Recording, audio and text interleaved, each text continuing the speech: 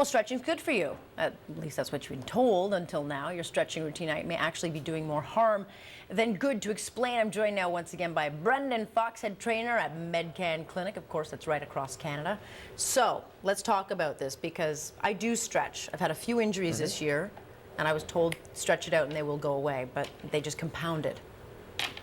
So stretching can absolutely be beneficial. Yes. It can improve your joint range of motion and potentially prevent injuries. And if you think about a joint, you know, the muscles hold the joint together, and oftentimes if your muscles are too tight, if you imagine pressing your hands together, it can make it harder for the joint to function. So that's one of the main benefits of stretching. But what's happening with stretching is it's not being applied in the right way. Okay, so when do you stretch? So it all depends on the type of stretch you're doing. To start, there's two different types of stretching. There's static stretching, which is where you hold a muscle in a stretched position for about 30 seconds. Okay. And then there's dynamic stretching, where you're stretching a muscle in motion. And what happens is, contrary to what we all learned in gym class many years ago, static stretching actually weakens the muscle in the short term. So if people are holding stretches prior to exercise, you're potentially decreasing your performance because you're decreasing your strength. Okay, break that down a little bit because I know what you mean. So but what happens is, if you're going to be doing stretching to prepare you for exercise, make sure all your stretches are stretches that are done in motion with movement. Okay. Don't be holding stretches, because if you're holding a stretch, that'll actually weaken you. That type of stretching is best done after the fact.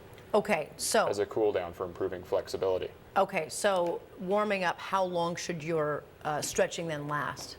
So you should do about 5 minutes of dynamic stretches in motion as a warm-up. When I've warmed up before a workout, because I do a lot of weight training during the week, I hop on the bike for a good 5 minutes, and that's how I warm my body up. I don't stretch before, I always stretch after. Yeah, so I'd say hopping on the bike is good for getting the heart rate up, improving the temperature of the body, but it's really just legs.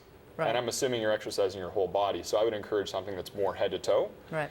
And that's going to get all the joints loosened up. Now, the main problem with stretching too is that people take the machine gun approach to stretching. Yeah. So they just assume you just stretch everything out. Now, when I see people at the clinic, we actually do individual assessments just to determine which muscles should be stretched. Right. So, for example, here's a static stretch example of the hip flexor. Yeah, hip which flexor I is have major problems with. Yeah, it's one of the main areas to stretch because it actually attaches to your low back. So when it gets tight, it can create a lot of low back tension. And a very tight hip flexor can also rotate your hip forward. This is an example of a chest stretch.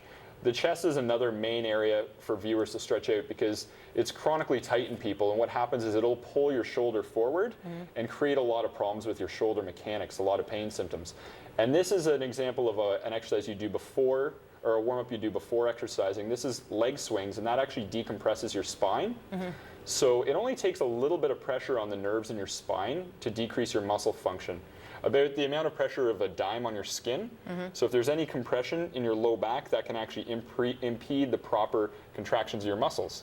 So one of the main things that I'm constantly explaining to clients is there's a difference between a muscle that's short and tight and long and tight. Right, okay. So what happens is, if you imagine that this is a joint, my two fists are a joint, and the elastic in between is the muscles, then what happens is, you know, if that joint becomes loose and compromised, the elastic or muscles may be tight, and people would assume you stretch it out. Right. So because it's a tight muscle, but what happens is if you stretch that out, you give more momentum to that joint to become looser, and so that's how stretching can create a bigger problem. So it's important to identify why you're stretching the muscle, and I often say, you know, people should be prescribing stretches like you're prescribing a drug. If you prescribe the wrong stretch, you can get a bad side effect. Right. Okay, so does it change then, depending on the workout, if you're doing a weight workout versus, let's say, a running workout, a cardio workout? It would change to some extent. The ideal is to get your body mechanics aligned. So for some individuals, there's certain stretches they should be doing regardless. If I'm giving somebody a weight workout, I would have them stretch the hip flexors out because that allows the low abs to function better when they're doing their core workouts. However, if you stretch out your hip flexors before running, hip flexors are the main muscles used in the running movement. You're actually weakening that muscle and thereby decreasing your performance. I can attest to this. I did not stretch out my hip flexors and had to take, 12 weeks off of working out because everything went. My back went, every part of my body went out of alignment. It was a dreadful, dreadful injury. Absolutely. One of the main things is hip mobility. Yes. As far as stretching goes, because if you lose some mobility in the hips, if you get tight muscles in the hips, your spine rests on your hips.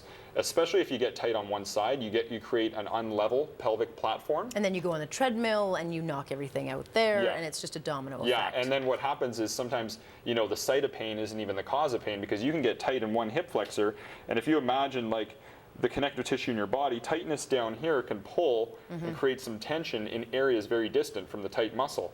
So a lot of times, people are treating symptoms of another problem located in the body, which could be a tight muscle in the hips. Maybe it's just that I'm old. Maybe it's just that attitude. Maybe it's just that attitude.